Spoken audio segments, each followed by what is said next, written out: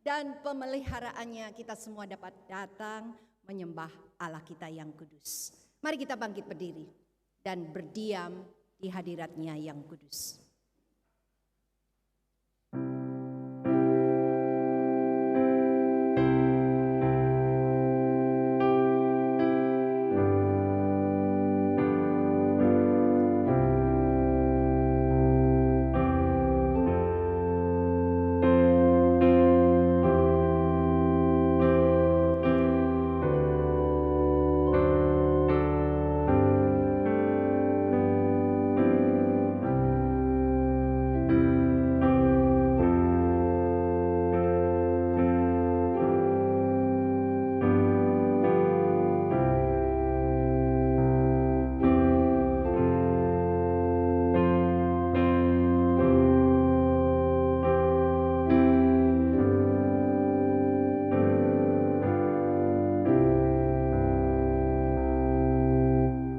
Pertolongan kita datangnya dari Tuhan yang menjadikan langit dan bumi. Turunlah kita sekalian kasih karunia dan damai sejahtera dari Allah Bapa, Allah Putra, dan Allah Roh Kudus. Amin.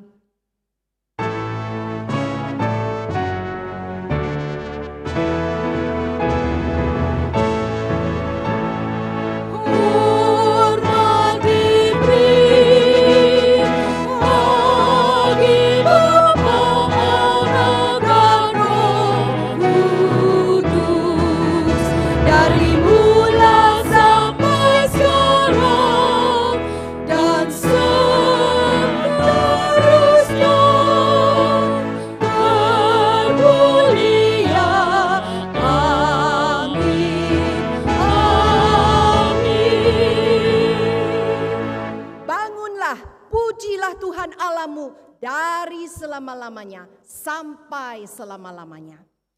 Terpujilah namamu yang mulia, yang ditinggikan mengatasi segala puji dan hormat. Hanya Engkau adalah Tuhan. Engkau telah menjadikan langit, ya langit segala langit, dengan segala bala tentaranya, dan bumi dengan segala yang ada di atasnya, dan laut dengan segala yang ada di dalamnya. Engkau memberi hidup kepada semuanya itu, dan bala tentara langit sujud menyembah kepadamu. BP akan menyanyikan bahasa Inggris. Blessed be the Lord. Blessed be the Lord God Almighty, who was and is and is to come. Blessed be the Lord God Almighty, who reigns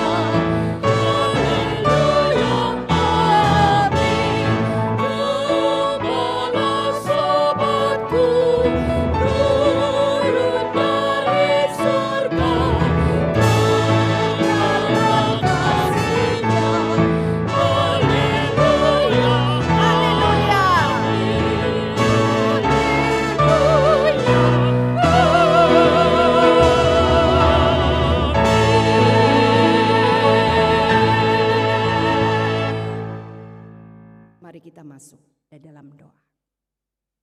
Ya Tuhan, kami bersyukur setelah 2 tahun di malam pandemi ini kami hari ini dapat menginjak rumah Tuhan yang kudus. Kami bersyukur kalau kami masih diberi kesempatan untuk memuji, menyembah-Mu.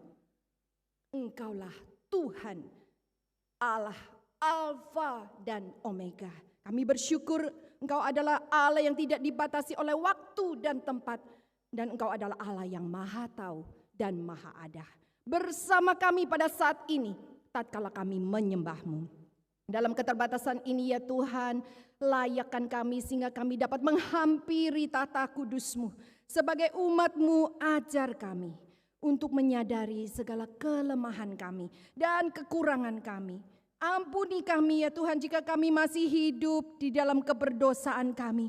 Kami percaya darah-Mu yang kudus membasuh kami, menebus kami. Dan kami tahu ya Tuhan, biarlah kami senantiasa melalui perjamuan kudus pada hari ini, kami tetap mengingat pengorbanan-Mu yang begitu besar atas diri kami. Kami sadar akan segala keberadaan kami, semua oleh karena rahmat anugerah-Mu. Ajar kami Tuhan untuk hidup berpusatkan hanya kepadamu. Dan segala integritas hidup kami dapat selalu untuk memperkenankan-Mu. Inilah doa kami ya Tuhan. Demi nama Tuhan Yesus Kristus, Juru Selamat kami yang hidup, kami bersyukur dan berdoa. Amin. Berita anugerah adalah Roma 3 ayat 25a dan 26. Kristus Yesus telah ditentukan Allah menjadi jalan pendamaian karena iman dalam darah-Nya. Maksudnya ialah untuk menunjukkan keadilannya pada masa ini, supaya nyata bahwa Ia benar dan juga membenarkan orang yang percaya kepada Yesus. Amin. Jemaat dipersilakan duduk.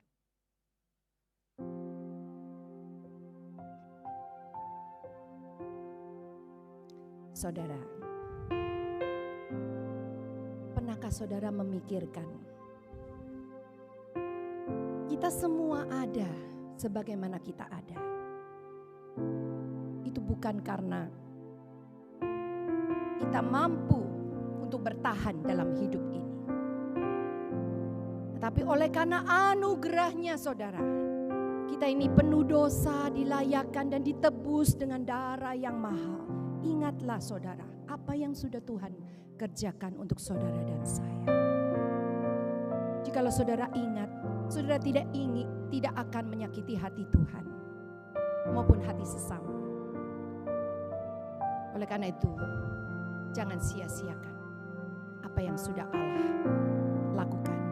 Dan bersyukurlah hari ini saudara masih ada. Dan bersyukurlah oleh karena anugerah-Nya.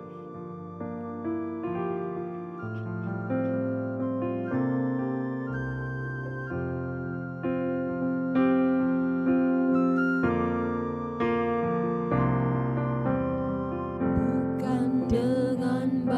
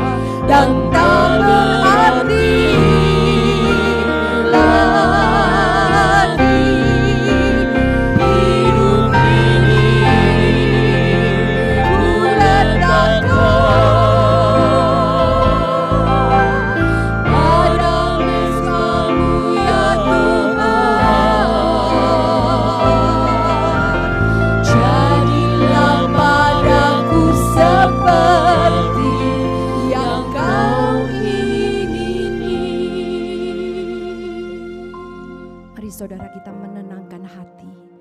Kita memohon ampun akan segala dosa-dosa kita di hadapan Tuhan. Mungkin saudara terlalu sibuk di dalam pandemi ini. Dimanapun saudara berada, saudara sibuk untuk bisa mencukupkan apa yang kita perlukan. Kita lupa kalau Tuhan sumber dari segalanya. Dan Dia adalah satu-satunya yang mengasihi kita, yang mengerti kita, yang memahami kita.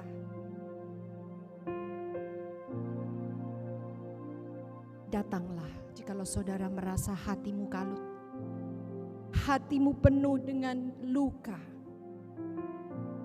Biarkan Dia yang membalut lukamu. Ataukah saudara merasa hati ini merasa berkecamuk, marah kepada Tuhan?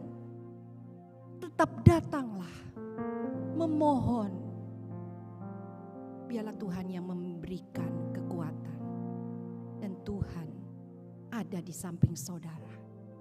Jangan pernah memikirkan bahwa saudara sendirian di dalam dunia ini. Jikalau saudara mempunyai Tuhan, Dia ada bagi saudara. Bukalah hati saudara, jangan keraskan hatimu, lembutkanlah.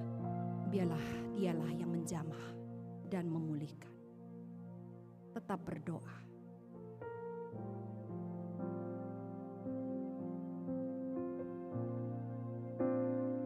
BV akan menyanyikan dengan lembut. Saudara tetap berdoa di hadapan Tuhan. Ku telah mati dan tinggalkan cara hidupku yang lama. Semuanya sia-sia dan tak berarti lagi. Hidup ini ku letakkan pada mesbah-Mu ya Tuhan. Jadilah padaku seperti yang Kau ingini. Mari saudara kita bangkit berdiri, kita nyanyikan sekali lagi dan nyatakan tekad saudara. Telah mati dan tinggalkan cara hidupku yang lama. Semuanya sia-sia dan tak berarti lagi. Hidup ini ku letakkan pada mesbah-Mu ya Tuhan. Jadilah padaku seperti yang Kau ingini.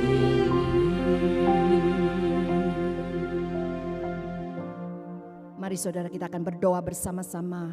Kita bersehati.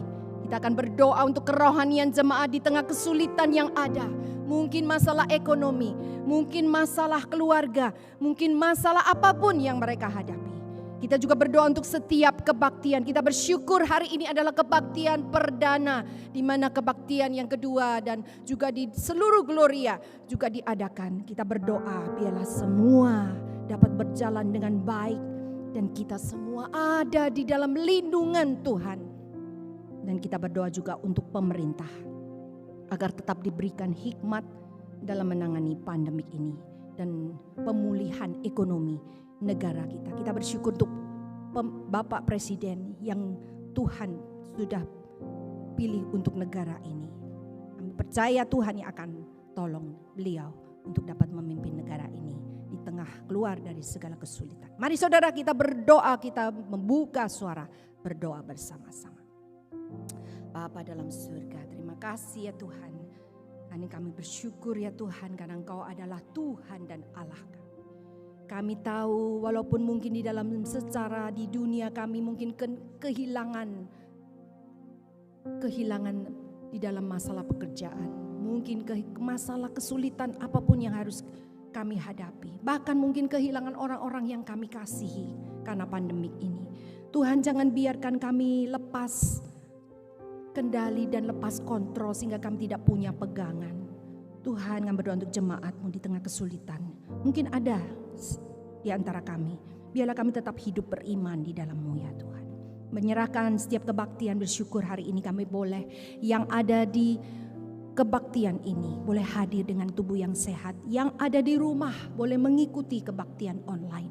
Berkati setiap kami, sapalah melalui firman-Mu dan juga pujian dan doa. Melalui doa kami menyerahkan pemerintah, kami serahkan Tuhan. Ya Tuhan, kami sadar situasi dapat membuat kami kehilangan harapan. Ajar kami untuk terus dapat berpegang pada jaminan dan pengharapan di dalam. Jangan biarkan situasi dan kesulitan yang ada mengganggu relasi kami dengan-Mu Tuhan. Dan kami berdoa untuk setiap jemaat yang mengalami sakit penyakit, dimanapun mereka berada, biarlah mereka terus menengadah dengan iman mereka kepada-Mu. Terima kasih Tuhan telah membuat kami berharga di mata-Mu. Kami menyerahkan pemerintah agar bijaksana dalam mengatur segala sesuatu dalam menangani pandemik maupun pemulihan ekonomi yang ada. Dan pakailah gereja-Mu Tuhan untuk tetap menjadi saluran berkat dalam meneguhkan iman setiap umat. Demi nama Tuhan Yesus, Juru Selamat kami yang hidup, kami berdoa. Semua mengatakan amin. Jemaat tetap berdiri, kita akan mengikrarkan pengakuan kita di hadapan Tuhan dengan pengakuan iman rasul. Aku percaya kepada Allah, Bapa yang Maha Kuasa, Khalik langit dan bumi, dan kepada Yesus Kristus, anaknya yang tunggal Tuhan kita, yang dikandung dari Roh Kudus, lahir dari anak darah Maria, yang menderita sengsara di bawah pemerintahan Pontius Pilatus, disalibkan, mati dan dikuburkan, turun dalam kerajaan maut. Pada hari yang ketiga, bangkit pula dari antara orang mati, naik ke surga, duduk di sebelah kanan Allah, Bapa yang Maha Kuasa, dan dari sana Ia akan datang untuk menghakimi orang yang hidup dan yang mati. Aku percaya kepada Roh Kudus, gereja yang kudus dan am, persekutuan orang kudus, pengampunan dosa, kebangkitan tubuh, dan hidup yang kekal. Amin. Jemaat dipersilakan duduk.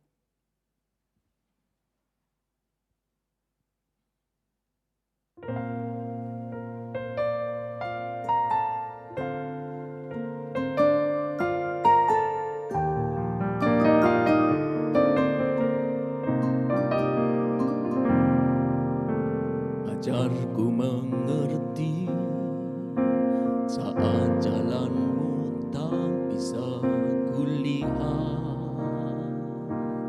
kau tetap setia. Ingatkanku lagi, hidupku ada di dalam tangan-Mu. Rancangan-Mu Tuhan,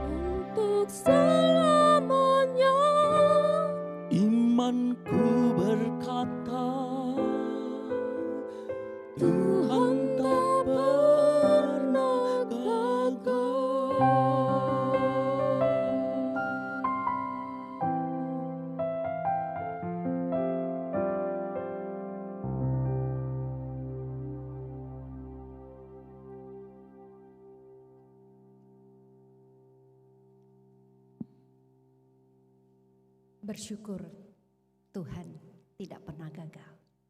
Kita pernah gagal, tapi Dia senantiasa sempurna. Tibalah saatnya untuk mendekat pada ajaran sabda Tuhan. Biarlah kebenaran firman-Nya meneguhkan iman kita kembali.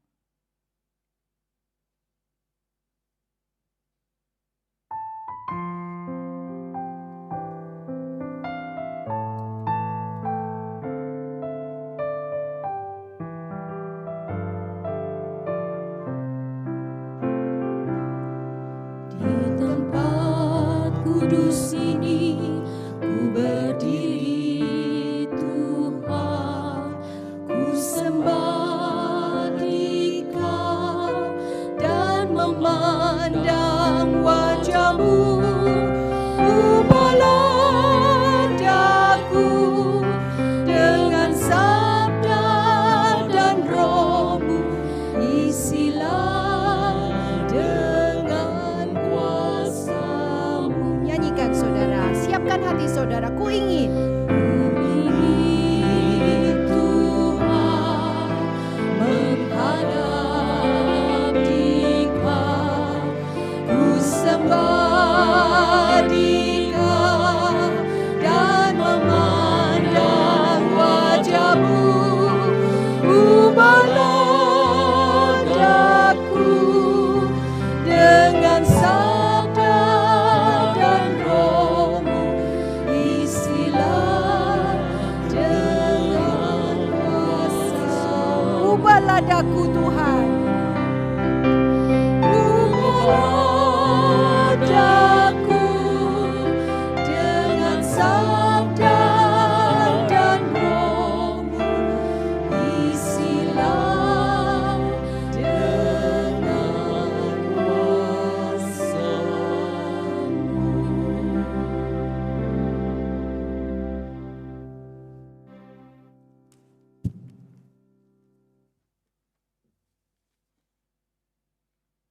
Saudara, mari kita berdoa terlebih dahulu sebelum mendengarkan firman-Nya. Tuhan di surga, kami bersyukur karena hari ini kami boleh beribadah bersama-sama dan menerima perjamuan roti dan anggur. Tuhan, siapkanlah hati kami supaya kami benar-benar duduk dengan tenang, mendengarkan firman dan mengikuti perjamuan. Sucikan hati pikiran kami supaya kami dilayakkan oleh Tuhan sendiri.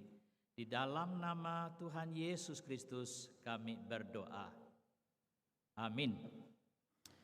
Selamat pagi Bapak Ibu yang dikasihi di dalam Tuhan. Merupakan satu anugerah buat kita bisa beribadah bersama-sama. Pertama kali secara terbuka on-site. Di kebaktian 1 tadi sudah selesai dan kebaktian 2. Saudara, hari ini juga kita akan membahas firman Tuhan yang diambil dari 1 Petrus pasal yang pertama. Silakan kalau saudara membawa kitab, kalau tidak kami bacakan dari 1 Petrus pasal yang pertama ayat yang ke-18 sampai 20 saja saya bacakan. 1 Petrus pasal 1 ayat 18, sebab kamu tahu bahwa kamu telah ditebus dari cara hidupmu yang sia-sia, yang kamu warisi dari nenek moyangmu itu, bukan dengan barang yang fana, bukan pula dengan perak atau emas, melainkan dengan darah yang mahal, yaitu darah Kristus yang sama seperti darah anak domba yang tak bernoda dan tak bercacat. Ia telah dipilih sebelum dunia dijadikan, tetapi karena kamu baru menyatakan dirinya pada zaman akhir. Saudara, pembacaan firman Tuhan sampai di sini berbahagialah setiap orang yang menyimpan firman tetapi juga melakukan dalam kehidupannya. Saudara, tema hari ini yang kita bicarakan adalah berapa harga dirimu. Jadi seolah-olah tema ini membuat diri Anda seperti barang begitu ya. Kok diperjualbelikan ya, ditaksir berapa harganya begitu ya. Apakah benar bahwa manusia itu berharga atau tidak berharga? Tapi demikianlah apa yang dikatakan di dalam Alkitab. Nah, saudara, hari ini kalau saya berkata demikian, Anda ini tidak berharga, Anda ini tidak bernilai, pasti Anda tersinggung, bukan? Saudara akan mengatakan, saya adalah orang yang berprestasi, saya memiliki segala-galanya, saya dibutuhkan di sana, saya dibutuhkan di sini. Bagaimana Bapak mengatakan saya tidak berharga, saya tidak bernilai? Sebaliknya saya mengatakan, saudara ini sangat berharga loh, saudara sangat bernilai loh. Pasti saudara senang sekali kan? Bapak Ibu yang dikasihi di dalam Tuhan, siapakah yang menentukan Anda itu berharga dan Anda itu tidak berharga? Anda itu bernilai dan Anda itu tidak bernilai. Apakah harta kekayaan kita, kemewahan kita, prestasi kita, pengetahuan kita, gelar kita yang membuat Anda menjadi berharga? Saudara, di sini ada satu ilustrasi ya. Ada seorang pengusaha kaya dari India. Nah, saudara, dia dijuluki manusia emas.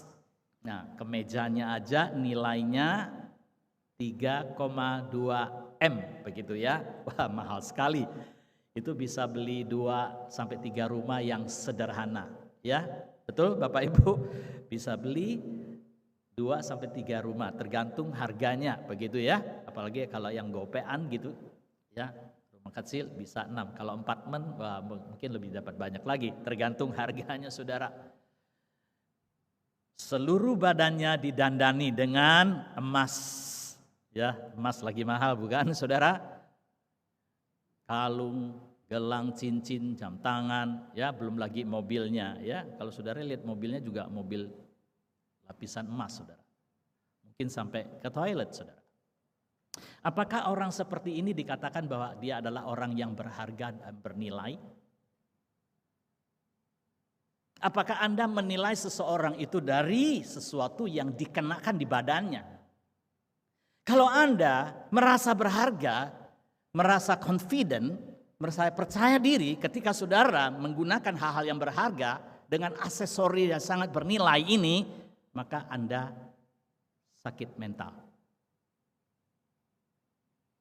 Kalau saudara keluar dari rumah, saudara tidak pakai barang-barang branded begitu ya, tidak yang bermerek, tidak blended begitu ya, tidak pakai yang mahal begitu, entah itu kemeja, entah itu jam tangan, entah itu cincin, entah itu berlian, atau tas atau yang lain, saudara merasa minder, rasa keluar rumah tuh kok malu, isin, rasanya kok enggak berharga. Berarti kekristenan saudara tentang firman Tuhan ada masalah di sini. Karena Anda tidak bisa menilai apa yang dimaksudkan berharga, apa yang dimaksudkan tidak berharga. Karena berharga atau tidak di mata Tuhan tidak tergantung dengan kekayaan.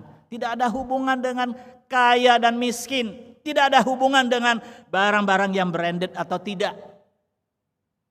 Hari ini Anda harus mengubah cara konsep Anda hidup. Hidup kita berharga atau tidak berharga bukan dinilai sesuatu yang dikenakan di badan atau sesuatu materi di dalam tubuh Anda. Coba ubah hidup kamu. Harus bangga, harus percaya diri dalam segala aspek hidupmu. Tapi kita akan belajar dari firman Tuhan ini. Kenapa dikatakan bahwa hidupmu yang sia-sia? Di ayat yang ke-18, sebab kamu tahu bahwa kamu telah ditebus dari cara hidupmu yang sia-sia. Yang pertama ini ya kita pelajari hidup yang sia-sia yang dimaksudkan di sini adalah sia-sia itu artinya itu nihil. Ya, kosong, nggak ada artinya begitu ya. Kalau di dalam terjemahan bahasa Inggrisnya itu ada futile way of life, ya. Ada juga yang diterjemahkan useless, ya, atau worthless, atau no valuable. Yang dimaksudkan di sini adalah cara hidupmu. cara berpikirmu, pola hidupmu, gaya hidupmu, filosofi hidupmu. Yang membuat hidupmu tidak berarti, yang membuat hidupmu menjadi sia-sia. Nah, saudara tahu Raja Salomo adalah raja yang kaya, yang paling berhikmat ya pada saat itu. Apa yang dikatakan Salomo pada waktu itu? Dia mengatakan segala sesuatu adalah sia-sia. Saudara, Salomo dengan segala kekayaan, kemuliaan, kehebatannya bisa menuliskan kata-kata ini di dalam kata pengkhotbah. Hampir seluruh pasal itu mengulang-ulang kata-kata segala sesuatu di bawah matahari adalah sia-sia. Artinya kosong, nihil, tidak ada artinya. Kalau orang miskin, orang yang gak punya, ngomong begitu tidak apa-apa saudara. Karena dia frustasi, memang dia gak punya apa-apa. Memang frustasi hidupnya, memang gak memiliki apa-apa. Tapi Salomo di dalam segala kemewahannya, kekayaannya berkata segala sesuatu adalah sia-sia. Itu perlu kita pikirkan secara cermat. Kenapa dia berkata demikian? Demikian juga saudara, Paulus di dalam Filipi pasal yang ketiga berkata demikian bahwa dahulu merupakan keuntungan bagiku, sekarang kuanggap rugi karena Kristus.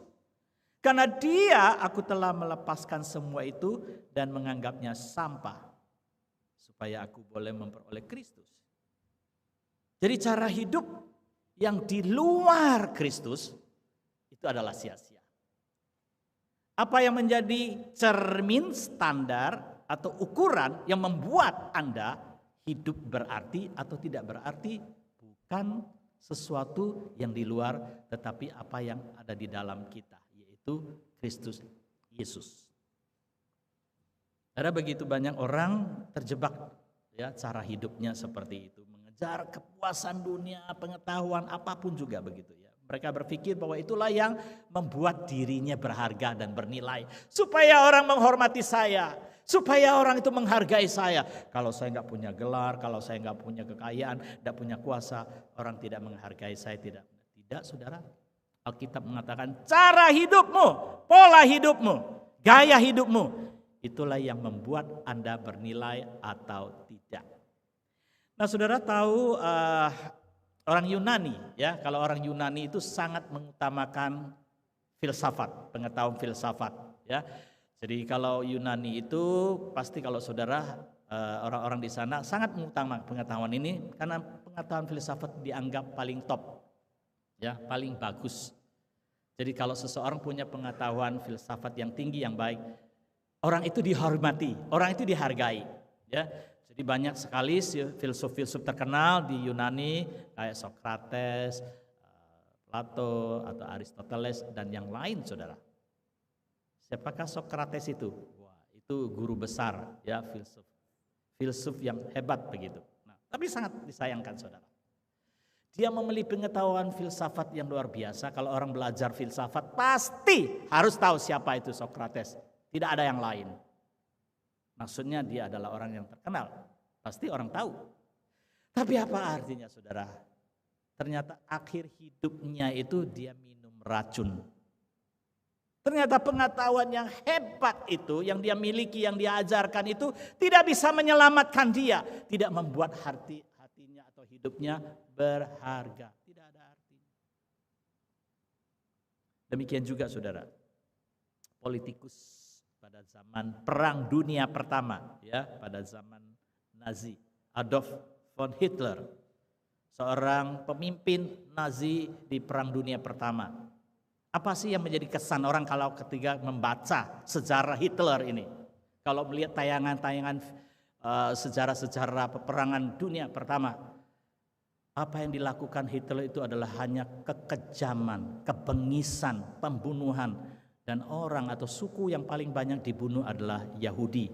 Dicatat sebanyak 6 juta orang. Wah, itu berapa kali lipat penduduk Surabaya, saudara. Kalau penduduk Surabaya 3 juta, berarti 2 kali lipat kota Surabaya, penduduk begitu banyak dihabisin sama Hitler. Apa yang menjadi berharga, apa yang menjadi bernilai di dalam kehidupan Hitler yang begitu hebat, yang begitu diktator? Saudara tahu apa akhir hidupnya? Dia frustasi. Akhirnya dia menembakkan dirinya dengan pistol yang dibawa selama ini untuk pengaman dirinya. Ternyata senjata makan Tuhan, dor, mati saudara.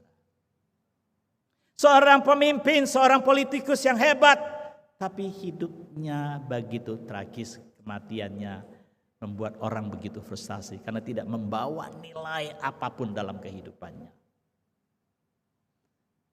Lalu apakah kekayaan juga itu membuat Anda bangga, berharga, merasa terhormat?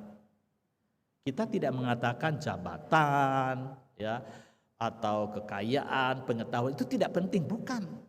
Tapi bukan andalan kita. Dan itu bukan segala-galanya yang membuat Anda berharga, bukan. Ada yang seorang namanya Adolf Merkel, miliarder Jerman, ya. Dia adalah miliarder dari Jerman. Ya, namanya miliarder pasti orang kenal siapa dia, ya, si Merkel ini. Nah, menurut versi majalah Forbes, ia frustasi karena bisnisnya ambruk, saudara, artinya kolaps. Ya. Ya, namanya orang yang pernah jadi jaya, orang yang pernah kaya begitu, saudara, ya, tiba-tiba ngedrop begitu, harta kekayaannya habis, frustasi, ya. Karena orang itu sudah merasa bahwa wah, kekayaan itu adalah segala-galanya. Begitu kekayaannya ambruk, dia ikut ambruk, saudara. Karena itu kita jangan mengandalkan kekuatan materi dunia apapun yang ada di dalam diri kita. Apa yang membuat kita berharga atau tidak, itu bukan kekayaan, harta benda atau pengetahuan. Akhirnya bagaimana, saudara? Miliarder ini sudah tidak bisa menghadapi kenyataan, lalu dia menabrakkan diri pada kereta yang sedang cepat. Buas. Ya, bagaimana ini, saudara? Miliarder, orang kaya di Jerman, akhirnya mati tragis begitu. Saudara, inilah firman Tuhan mengajarkan kepada kita bahwa kita ini telah ditebus dari cara hidup kita yang sia-sia, supaya kita tidak kembali lagi hidup yang sia-sia yang pernah ditebus oleh Kristus dalam kehidupan kita. Jangan sampai kita menjadi orang percaya yang frustasi. Lalu kita mengatakan, Tuhan, aku ini adalah orang yang tidak berharga, aku tidak bernilai. Berarti selama ini kita salah konsep menjadi orang Kristen. Ada begitu banyak orang diberkati kekayaan, ya, demikian kata pengkhotbah, tetapi mereka tidak diberi karunia untuk menikmati. Nah, ayat 24 berkata demikian, semua yang hidup adalah seperti rumput dan segala kemuliaannya seperti bunga rumput. Rumput menjadi kering dan bunga gugur. Kenapa 1 Petrus ini sebelum ditutup, ya, pasal ini dia menuliskan ini. Dia ingin mengingatkan segala sesuatu yang di luar Kristus, apapun yang kamu kerjakan, apapun yang kamu usahakan, semuanya sia-sia. Semuanya tidak ada harganya dan tidak ada nilai. Karena itu di ayat yang ke-19 dikatakan, melainkan dengan darah yang mahal, yaitu darah Kristus yang sama seperti darah anak domba yang tak bernoda dan tak bercacat. Ia telah dipilih sebelum dunia dijadikan, tetapi karena kamu baru menyatakannya dirinya pada zaman akhir. Supaya kita mengerti, ya, menjadi orang yang berharga di mata Tuhan. Inilah hal yang kedua kita pelajari, yang membuat kita berharga di mata Tuhan hanya penebusan dalam Kristus Yesus. Penebusan Kristus Yesus itulah yang mengubah seantero hidup kita. Ya, yang useless menjadi useful, yang worthless jadi valuable. Jadi bukan apa yang kita miliki itu membuat kita berharga dan bernilai, tetapi darah Yesus Kristus itulah yang mengubah seantero hidup kita menjadi bernilai dan berharga. Apakah saudara menyadari bahwa hidup saudara itu sangat berharga, sangat bernilai di mata Tuhan? Berapakah harga nilai kita? Tak ternilai, saudara. Nah, saudara, ada satu ilustrasi mengenai lukisan Leonardo da Vinci. Leonardo da Vinci adalah pelukis yang sangat terkenal pada abad 15 atau 500 tahun yang lalu. Wow, sudah 500 tahun yang lalu lukisannya itu masih dikenang begitu ya, dan nilainya mahal. Ada 3 mahakarya yang dilukis oleh Leonardo da Vinci. Harganya triliunan. Pada waktu itu mungkin dia tidak sekaya itu, ya, belum terkenal begitu. Tapi lukisannya itu melalui proses waktu jadi mahal sampai sekarang. Nah, Mona Lisa adalah lukisan yang pertama. Itu juga harganya triliunan. Demikian juga The Last Supper atau perjamuan terakhir. Lukisan ini juga mahal, juga triliunan. Nah, yang ketiga adalah Salvator Mundi. Salvator Mundi adalah juru selamat dunia, yaitu Yesus Kristus, juru selamat dunia. Lukisan ini dibeli oleh pangeran Arab, ya, Raja Salman, punya putra mahkota, seharga 6,7 triliun. Demikian lukisan itu. Ya, tidak heran ya, namanya memang kerajaan Arab itu mahal ya, raja minyak begitu ya saudara ya. Tapi siapa sih yang mau beli lukisan semahal itu? Tapi demikianlah, memang harga lukisan itu begitu mahal. Apa yang membuat lukisan itu mahal? Menurut saudara? Ya, karya seninya Leonardo da Vinci yang sudah 500 tahun itu. Tapi lukisan itu juga ada maknanya di situ. Itu Salvator Mundi tadi, itu juru selamat dunia. Jadi kombinasi dari pelukis dan arti lukisan itu yang membuat harga itu sangat mahal. Tapi yang aneh adalah lukisan ini tidak dimiliki oleh orang yang beragama Kristen atau di Amerika atau di Eropa, saudara, tapi di Arab. Nah, saudara, begini. Yang ingin saya katakan adalah lukisan itu begitu mahal. Kalau saudara memiliki lukisan ini, pasti saudara menyimpannya dengan baik-baik. Nggak mungkin saudara menaruhkan lukisan saudara itu paling depan di rumah. Nanti orang merusak atau mengambilnya bagaimana? Karena lukisan itu sangat mahal. Berarti saudara pasti meletakkannya di tempat yang agak rahasia atau aman, begitulah.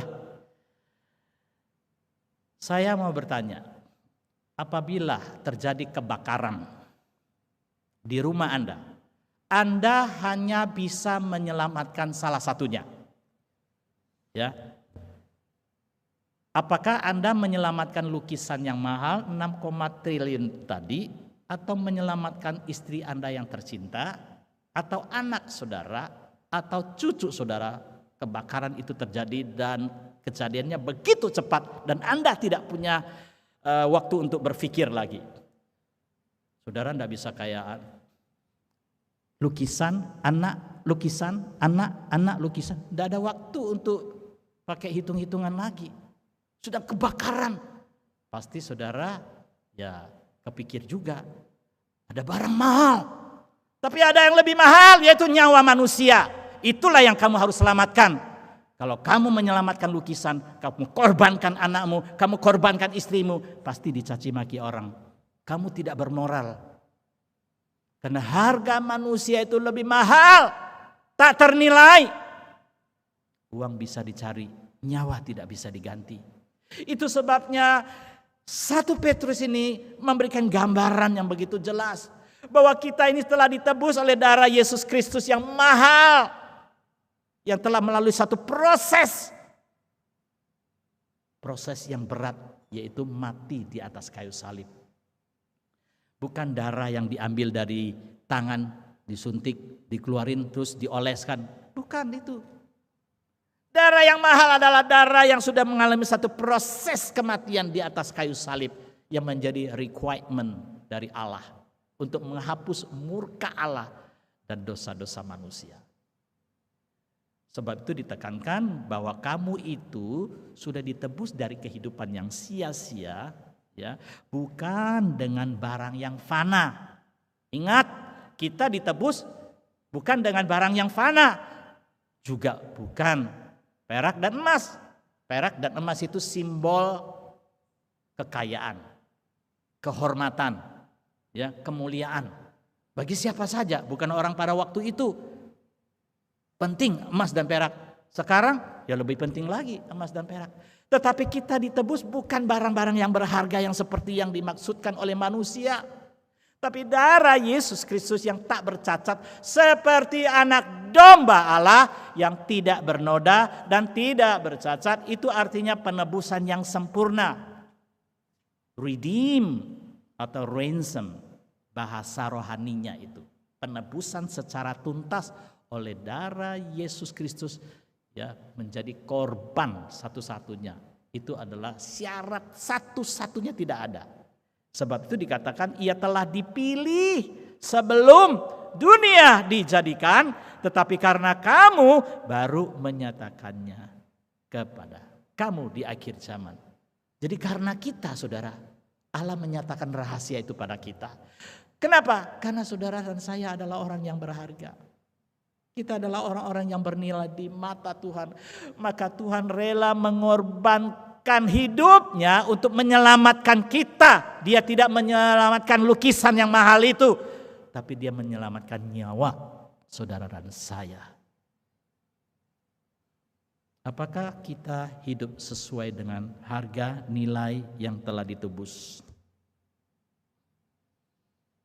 Kalau kita sudah ditebus dengan harga yang mahal dan menjadi orang yang berharga, artinya apa, saudara?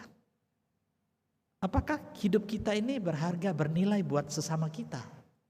Mulai dari keluarga kita, dari sesama kita. Apapun yang kita miliki.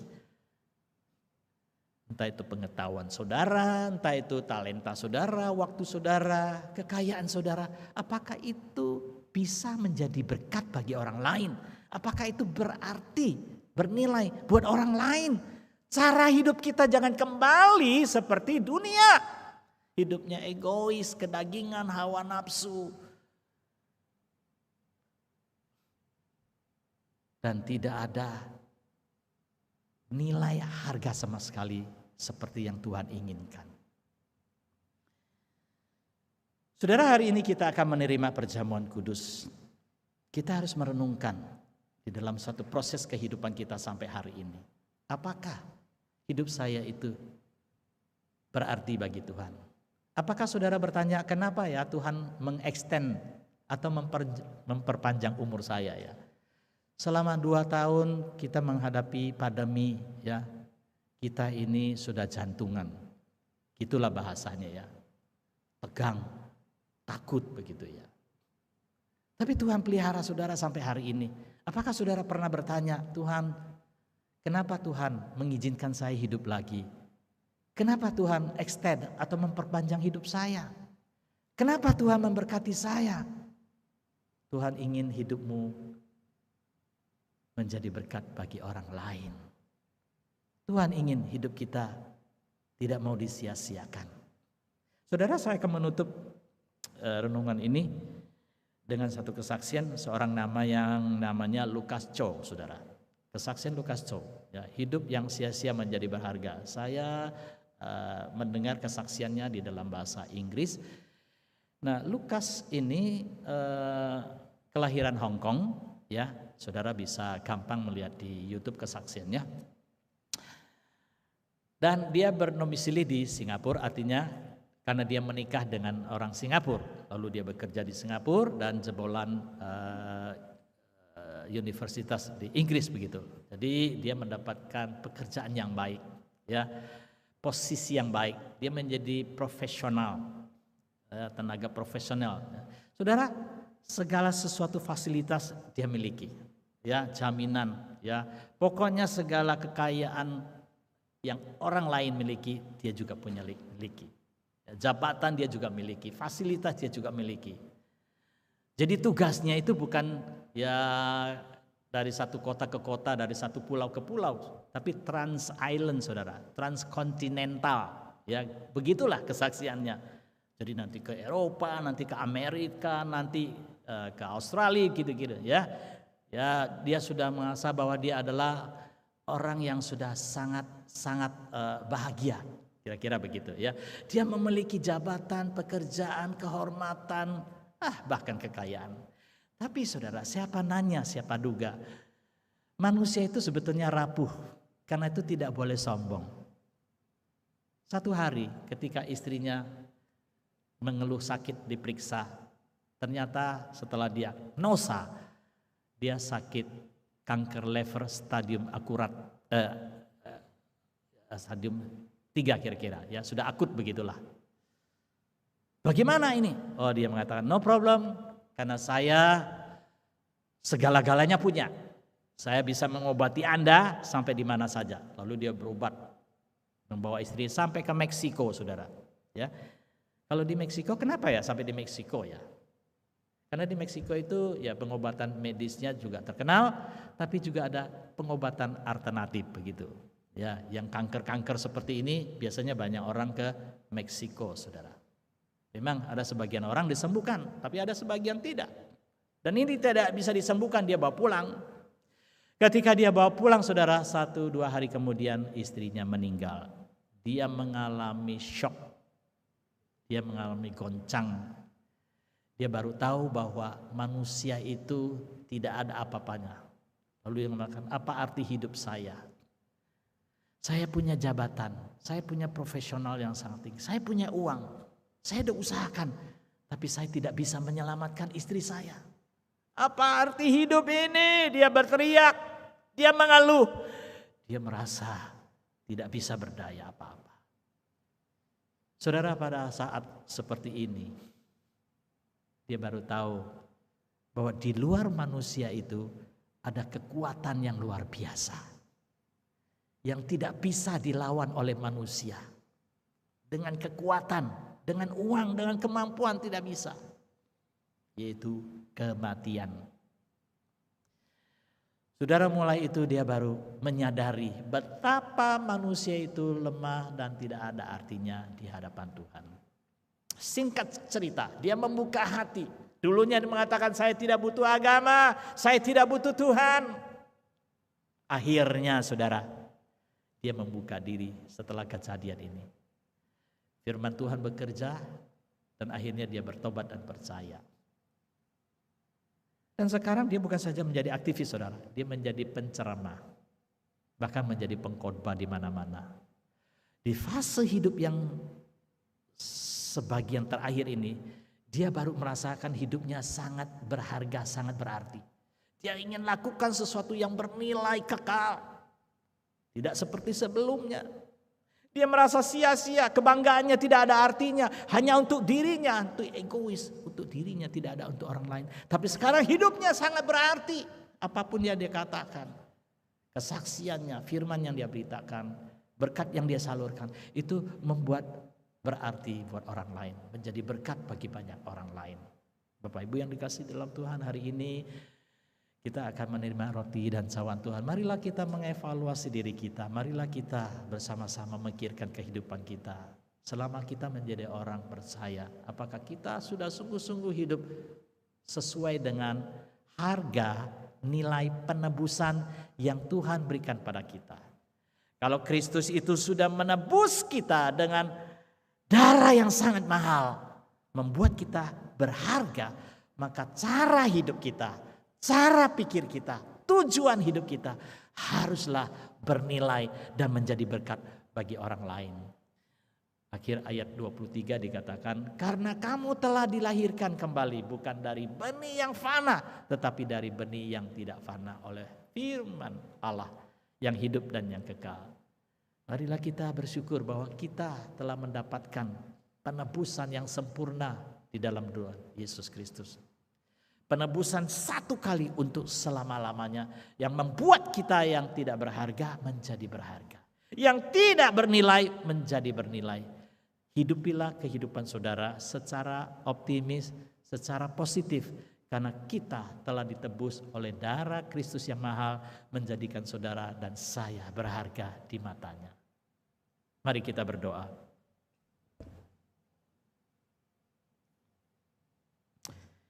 Saudara yang dikasihi di dalam Tuhan, kita menyadari di kehidupan kita adalah sia-sia tanpa Kristus. Kita juga menyadari bahwa seseorang itu berharga atau tidak bukan karena dia memiliki kekayaan atau prestasi atau pengetahuan.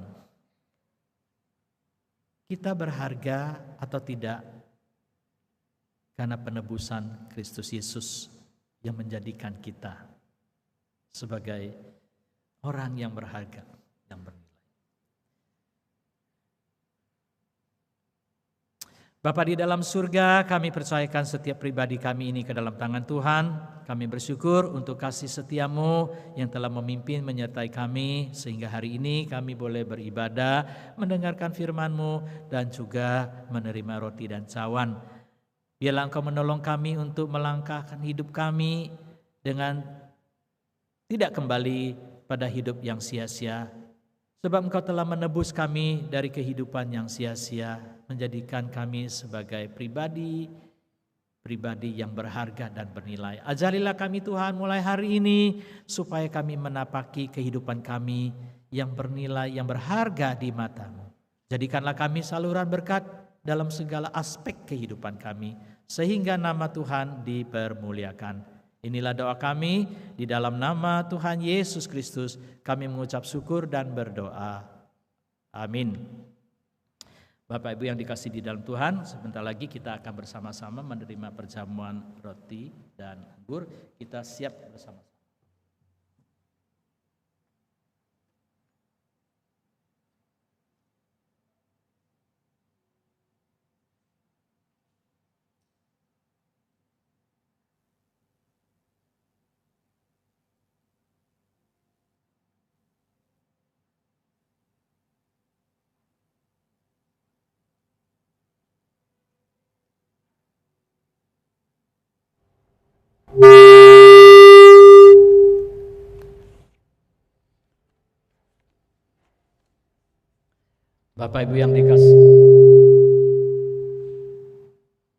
Bapak Ibu yang dikasih di dalam Tuhan, kita akan bersama-sama menerima roti dan cawan Tuhan.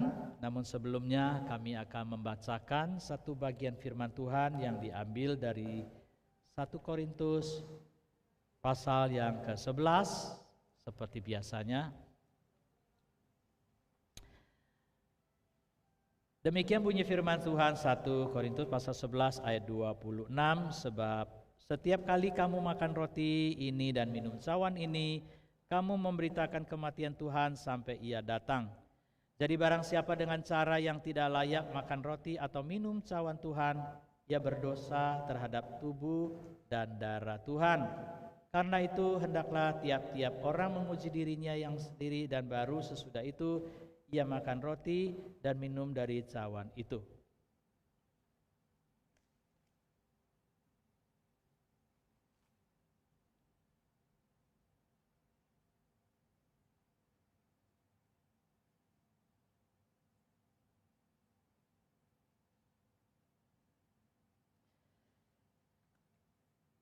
Mari kita berdiri bersama-sama.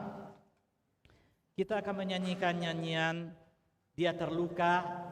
Ketika kita menyanyikan lagu ini, saudara, marilah kita bersama-sama menghayati nyanyian ini sebagai doa kerinduan kita di hadapan Tuhan.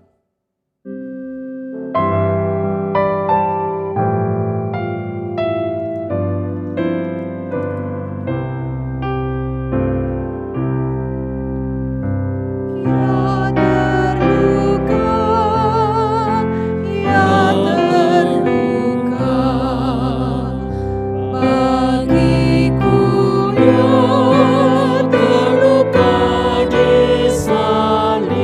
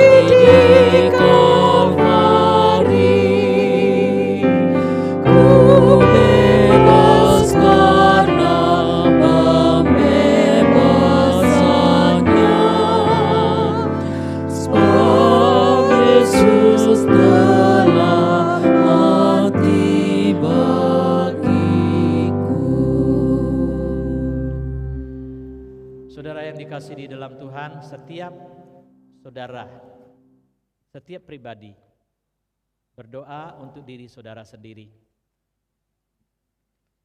Berdoalah pada Tuhan,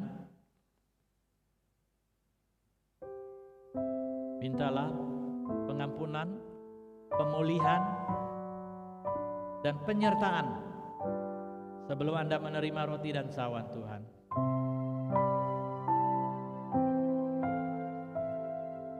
Jadikanlah roti dan cawan ini menjadi berkat bagi kamu dan orang lain, supaya kamu menjalani suatu kehidupan yang berharga, yang berarti di mata Tuhan.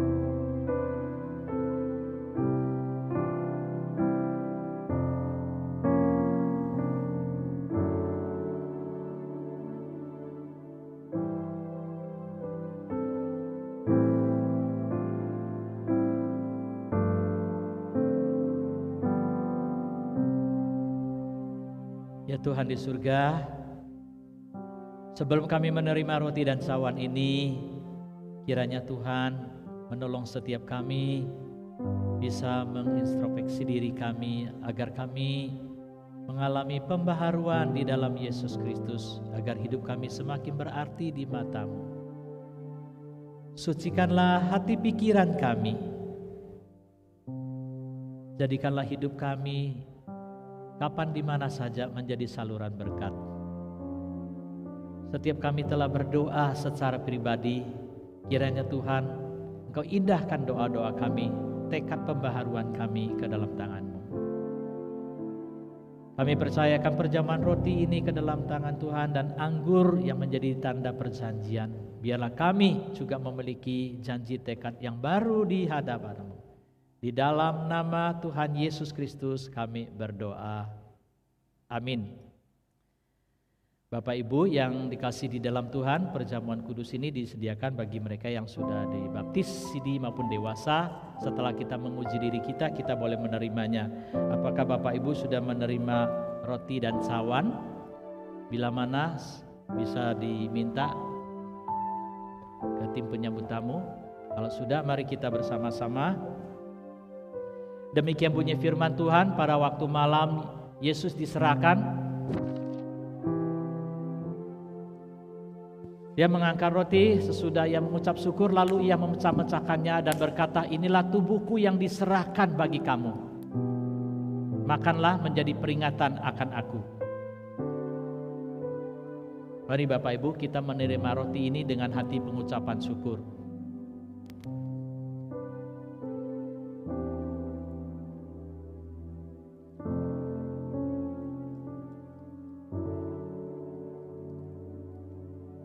Sesudah itu Yesus mengambil cawan dan berkata, cawan ini adalah cawan perjanjian baru yang dimeteraikan oleh darahku. Setiap kali kamu meminumnya menjadi peringatan akan aku. Mari Bapak Ibu kita meminumnya dengan hati pengucapan syukur.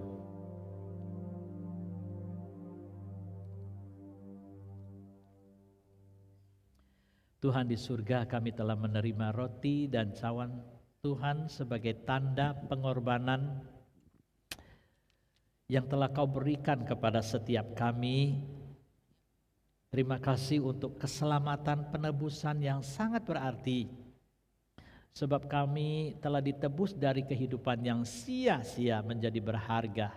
Jadikanlah hidup kami berharga dalam setiap aspek kehidupan dimanapun kami berada. Kami menyerahkan jemaat yang sudah menerima roti dan cawan ini ke dalam tangan Tuhan. Biarlah Kau tuntun kehidupan kami. Berikanlah kami tubuh yang sehat. Demikian juga rohani yang baik, yang bertumbuh, supaya hidup kami senantiasa memuliakan nama-Mu. Inilah doa kami, doa syukur yang kami panjatkan. Hanya di dalam nama Tuhan Yesus Kristus kami berdoa. Amin. Silakan duduk Bapak Ibu, dikasih di dalam Tuhan. Selanjutnya liturgi. Dalam kesempatan ini, mari kita memberikan persembahan dengan cara scan QRIS atau transfer ke rekening gereja masing-masing. Kiranya Tuhan memberkati persembahan kita.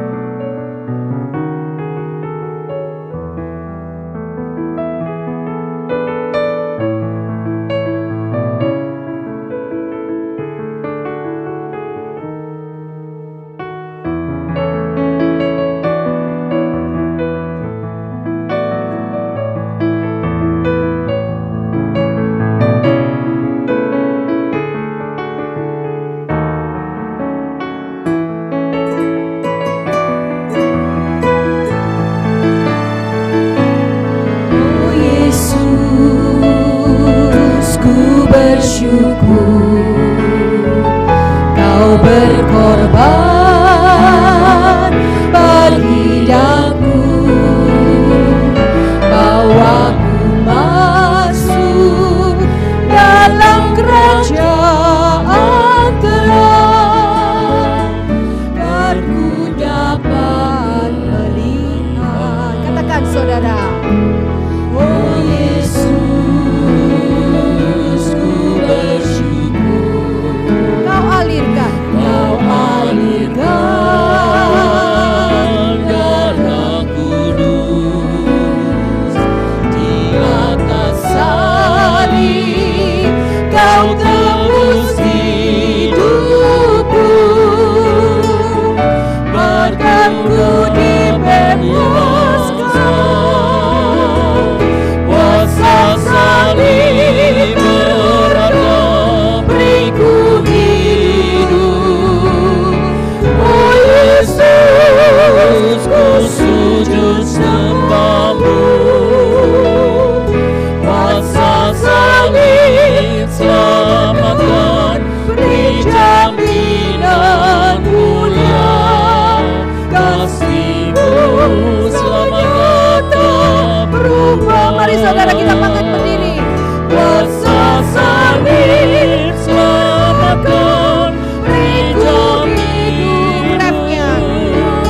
Oh Yesus, ku sujud sembahmu,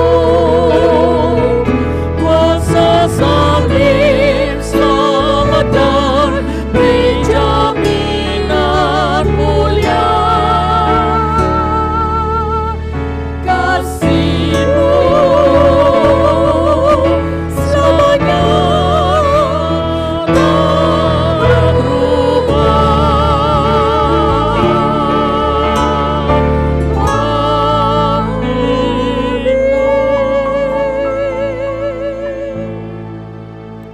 Terima kasih ya Tuhan atas jaminan mulia yang Kau berikan kepada kami melalui salib, di mana ini yang membuat hidup kami berharga.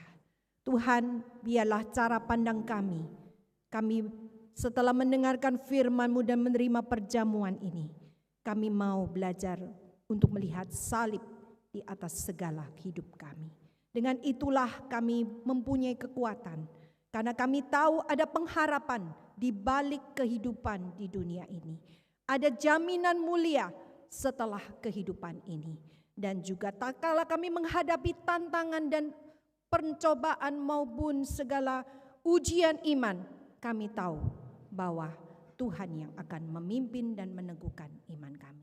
Terima kasih Tuhan untuk kasih-Mu yang tidak terbatas, dan ajar kami untuk lebih mengasihi-Mu dan lebih hidup bagi-Mu. Terimalah persembahan kami, bukan hanya persembahan yang kami berikan, tetapi hidup kami ini. Berkatilah untuk menjadi saluran berkat dan juga menjadi bisa memberkati orang lain. Terima kasih ya Bapa, inilah doa kami. Demi nama Tuhan Yesus, Juru Selamat kami yang hidup, kami berdoa. Amin.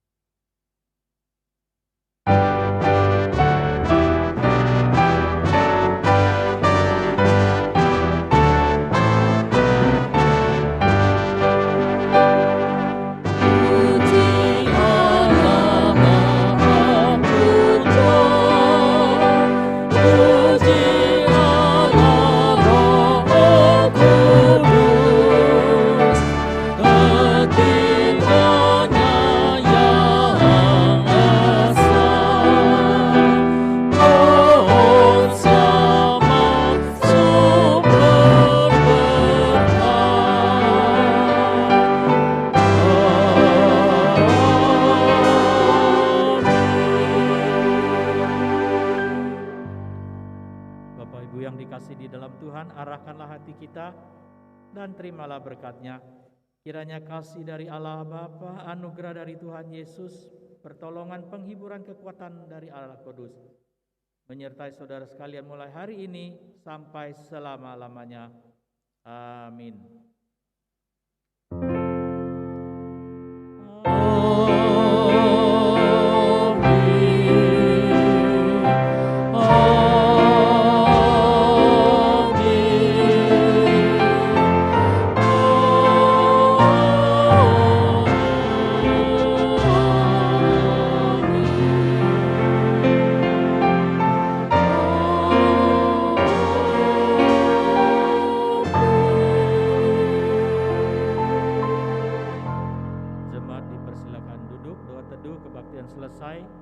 Tuhan memberkati.